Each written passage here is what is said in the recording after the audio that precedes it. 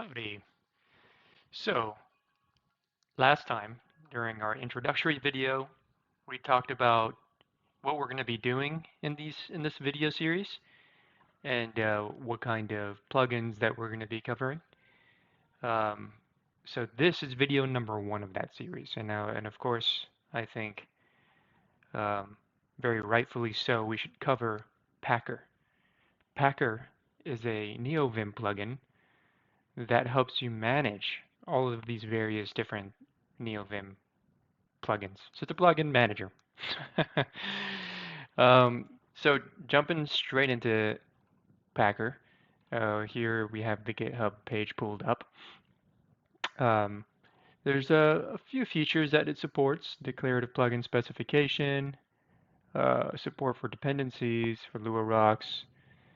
But we're only going to be focusing on a few, mainly how to install a plugin using Packer, how to view all the plugins that we have installed, how to delete a plugin, and how to update the plugins. And maybe we'll get into using snapshots to go back to a certain revision. Um, all right, so let us jump in. I already have Packer installed. If you do not, then you can follow the quick start guide here.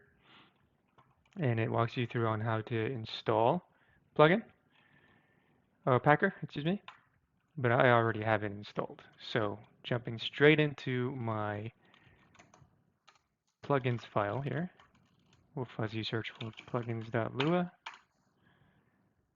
We can see here that we have require Packer startup function, and Packer can manage itself as an optional plugin. So I have also here use, and then Packer Vim, and then some options. So Packer has its own Lua-specific syntax that helps you, I guess, define what the packages that you want to install, and that's how it's able to manage them all. Again, you can read through the specifics in the GitHub page, but it's pretty simple. You know, typically it's you start with this keyword use, and then the name of the plugin, and sometimes you can specify multiple arguments or additional arguments like this one here for nvim UFO. You can require promise async, which is just a way of specifying dependencies and so forth. Okay, so Packer usage. I'm going to quit this file. I'm just going to open up Vim again, and I'm just going to do that by opening up my init.lua file, and we'll explore certain commands. So let's talk about how we can add a plugin. And for the purposes of this demonstration, I went ahead and deleted one of my plugins so that I can show you how to add it. Again, and adding a plugin is very simple. It's just a matter of going into your plugins configuration, your neovim configuration files, and adding this use keyword.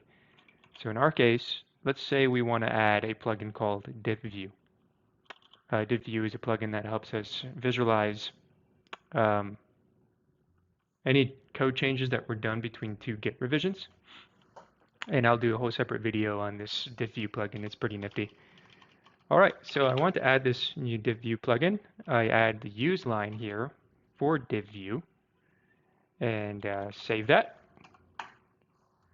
And now I want to install it. So in my init.lua file, you see, as soon as I opened up my neovim program, it installed it. It picked up the changes in my plugins.lua file, and it said, hey, this plugin, you want to install it, but you don't have it currently installed, so we're going to just go ahead and install it. So that's what it did just now, as soon as I opened up neovim.